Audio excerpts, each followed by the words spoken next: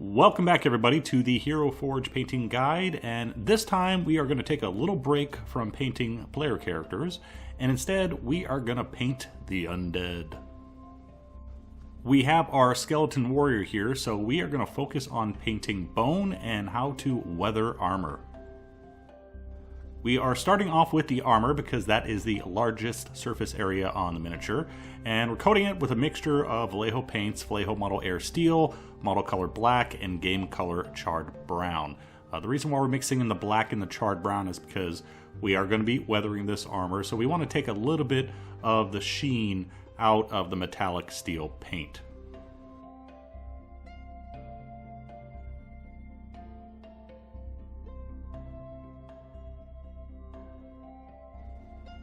For the highlights, we are only going to add one level of highlights, and we're just stippling on some Model Air Steel. That's because we're going to get a majority of our contrast through washes and the weathering.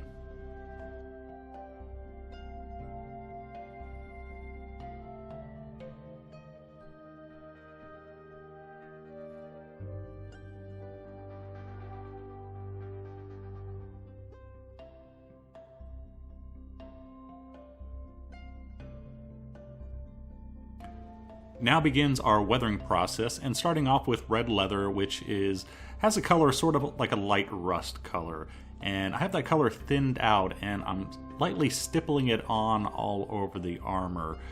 Some areas it's a little heavier, some a little bit lighter, but this first coat, it covers a good portion of the armor, and it's okay if we do too much here because it's going to get toned down in the next step.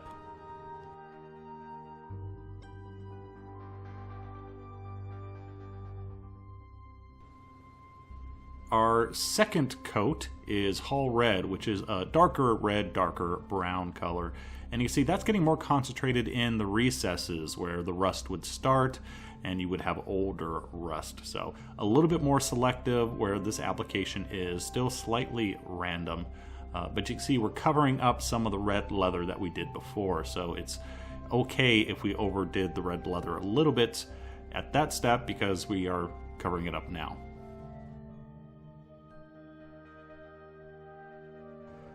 Final thing is some thin black. We're using this in two ways. First, to add a dark line between all the segmented armor pieces, so we get a nice crisp edge to all of them. And then also in a few of the deeper recessed areas of the armor where I figure we need a little bit more contrast, putting out some thin black there. So a thin line in some places, and then a little stipple of black in others.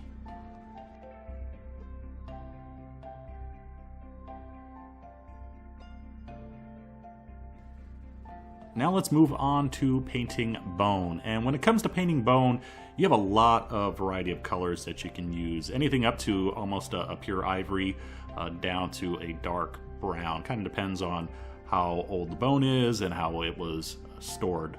I'm going to be using a khaki today, which is a good general bone color.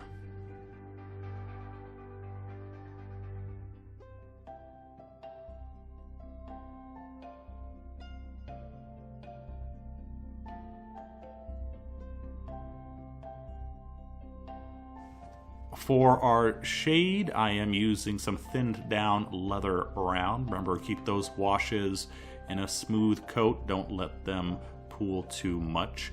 And after this is dry, I went back and reapplied the khaki, which it's an optional step depending on exactly what colors you use at home. If your base color gets significantly dyed by the wash, well then just go ahead and reapply the base color and you will actually get an additional highlight through that because you'll have the leather brown in the recesses, the tinted leather brown khaki, and then the straight khaki. For our highlights, we are going to be working in and working our way up to beige.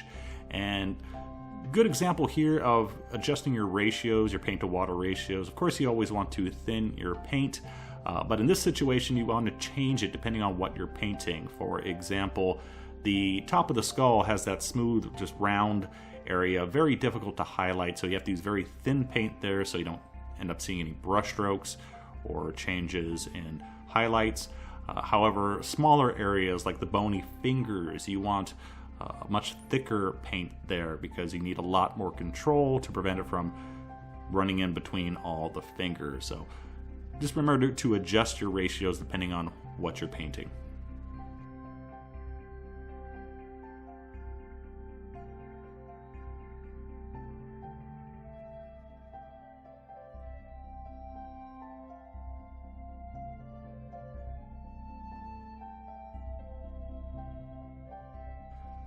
On to the teeth. Again, wide variety of colors you can use. I'm using Pale Sand because it picks up easier on the camera.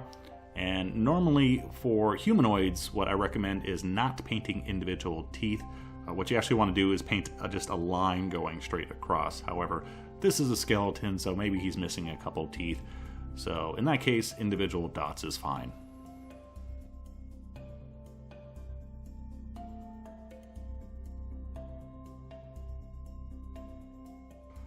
Final thing we are going to paint is the shield, and once again we are going to weather this, and we're going to go instead for a bronze looking shield, using brass for that actually. And like we did with the armor, we want to mix in a non-metallic to dull it down. Also in this case add a little bit of green to it, so that's why we have the Vallejo model color olive brown added to it.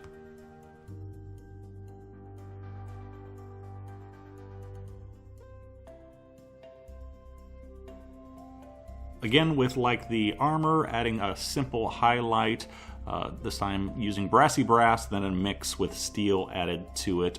Because this shield is actually so flat, I'm adding an additional highlight for the edge, just because we really don't have any little nooks and crannies to highlight and shade on this shield.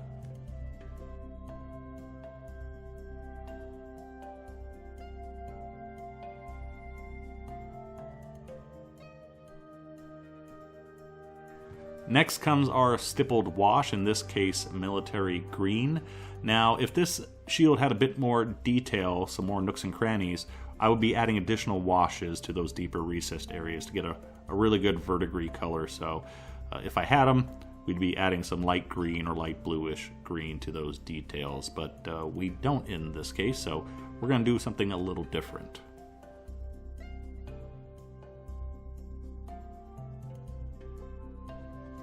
To spice up our shield, I'm going to add a very simple pattern to it.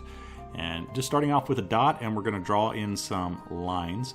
And using royal purple, and then adding black to that because I need to dull it a little bit, because remember, this is all about weathering. We don't want a bright color on our shield.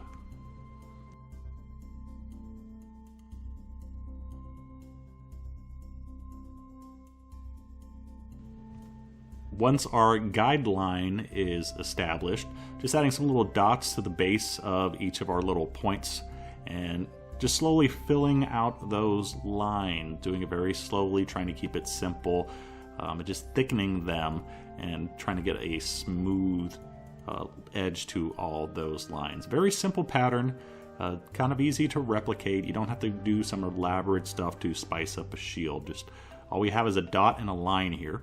And then once that is established, using straight royal purple to fill them in so we get a bit of a two-tone effect going on.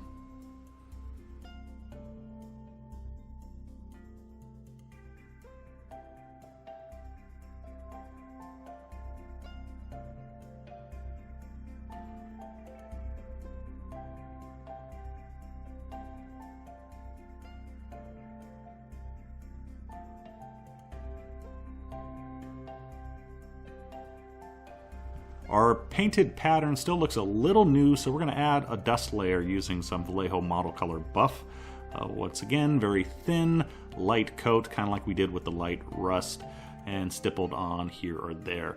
So you can see that really puts a film over the royal purple and fades it out a little bit, also adding a little bit to the armor as well here and there. Not as much on the armor because we already have the rust effect going there and we don't want to cover that up.